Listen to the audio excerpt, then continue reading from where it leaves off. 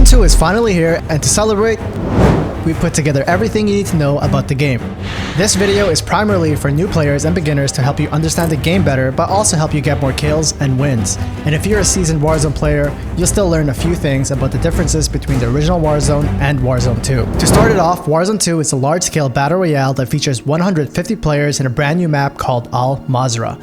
The game is free to play across all platforms on PS4 or 5, Xbox, and PC, and just like the original Warzone, you're able to play the game solo, with a partner, or in trios and quads. The main objective of the game is simple: be the last player or team standing at the end of the game. Now this may sound simple, but achieving it can be quite difficult when hundreds of other players are fighting for the same thing. One of the best tips to increase your chances of winning is to make sure you set up your custom loadout. In the game's weapon menu, you can edit your loadout and fine-tune your guns with attachments that significantly perform better than just using weapons that are picked up off the ground. There are 3 ways to earn your custom loadout or weapon in Warzone 2. First one is by purchasing your primary weapon with cash at shops that are located throughout the map. Unlike the first Warzone where you can purchase a loadout marker, in Warzone 2 you can only purchase one weapon, which is your primary weapon from your created loadouts. Second way to get your loadout is through the loadout drop public event. Just like in Warzone 1, loadout crates will drop in the middle of a match in a spot of the map that is relatively close to you. The big difference is that these loadout crates are not assigned to your individual squads, but instead they can be accessed by any player. Your loadouts are not guaranteed, so if you do want to grab your custom weapons, make sure you get to the crates as quick as you can. But beware, expect that other teams will be nearby planning the same thing, so be sure to prepare for a potential gunfight. A third and new way to get your loadout is through strongholds and black sites. These locations can be seen in your map and are areas where you have to fight AI enemies. Once you successfully clear out these areas, you're able to earn your custom loadout. While I'm not a fan of having AI in Warzone, restricting these AI in specific locations throughout the map and getting rewarded with a loadout can add a new nuance in the game. Having your custom loadout in the game will help win your gunfights a lot better than grounded weapons, so make it a priority in the game to always get it. So let's talk about looting and how it works. Loot, chests, or bags can be found all across the map, sometimes out in the open, but usually inside buildings or structures. The type of loot you can find are guns that can vary in rarity. Basically, the rarer the weapon, the more attachments the gun is equipped with and usually perform better. Other loot you can find is of course cash, lethal and tactical equipment like semtexes or stun grenades, plates, self-revives, and kill streaks. Lastly, there are field upgrades you can pick up, such as armor and munition boxes, which can supply you and your team with armor and ammo. You can also find deployable covers that can provide you with temporary cover from gunfire, gas masks that allow you to stay outside of the zone for a brief period of time without taking any damage, and trophy systems which can repel projectiles and are very useful when placed on a vehicle. Looting is super important, especially in the first few minutes of the game where every player essentially drops in with just a pistol. Having a decent gun and making sure you're fully plated greatly increases your chance of winning when you're in combat. One large change that is implemented in Warzone 2 is the backpack system. With your backpack, you're able to carry larger amounts of loot. For example, you could carry multiple self-revives, stun grenades, air streaks, plates, and so on. So based on your strategy, this can make for some interesting gameplay that would be very different from the original Warzone. One tip I can add is always loot for a goal. Don't just blindly loot the whole game until it ends. Loot until you have enough cash to purchase your loadout and start engaging with other enemy teams. That's where the fun starts. One tip to always keep in mind as you play the game is to watch the zones.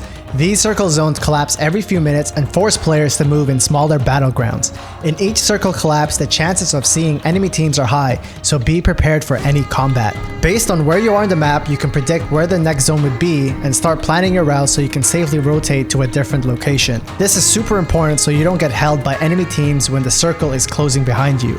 Instead, you want to be the team that is already in position so you can easily take out other enemies that are still scrambling to get into zone. One big change from Warzone 1 is that there can be up to 3 circles within the last collapse, and in the end, they converge into one last zone for the final showdown.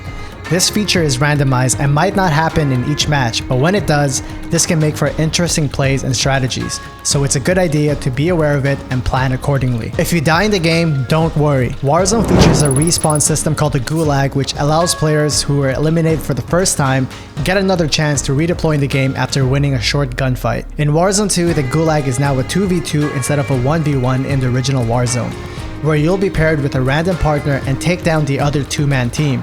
To get back and redeploy the map, you have 2 options. First way of returning is to obviously take out the other 2 opposing players.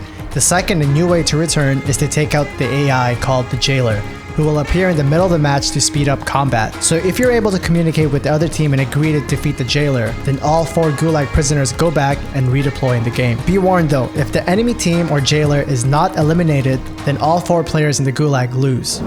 One tip on how to get more money in the game is something called contracts. Contracts can be seen on your map by their icons and are optional objectives that your team can complete to earn XP, cash, and rare loot. While I won't cover all the different contracts in the game, I can recommend a few here to get started. First contract I recommend is called Safe Cracker. With this contract, there are 3 marked safes on your map that you go and blow up. With each safe that is blown open, you get decent loot and you can finish the contract pretty fast because your teammates can head to the other safes at the same time. Completing the contract rewards your team with a significant amount of cash. Next contract I would look out for is called Intel.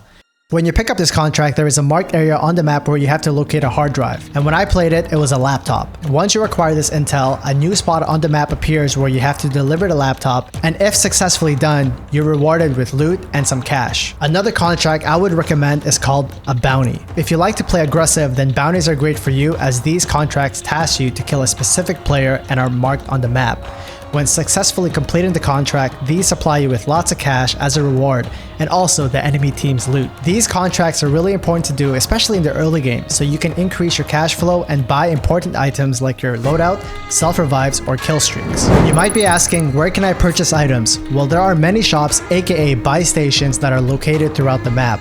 In these shops, you can use your hard-earned cash to purchase several equipment like armor plates, self-revives, UAVs, airstrikes, and of course, your coveted custom loadout weapon. These buy stations can be in relatively safe parts of the map, but a lot of times they are in open areas where enemy teams are just waiting for someone to stop by.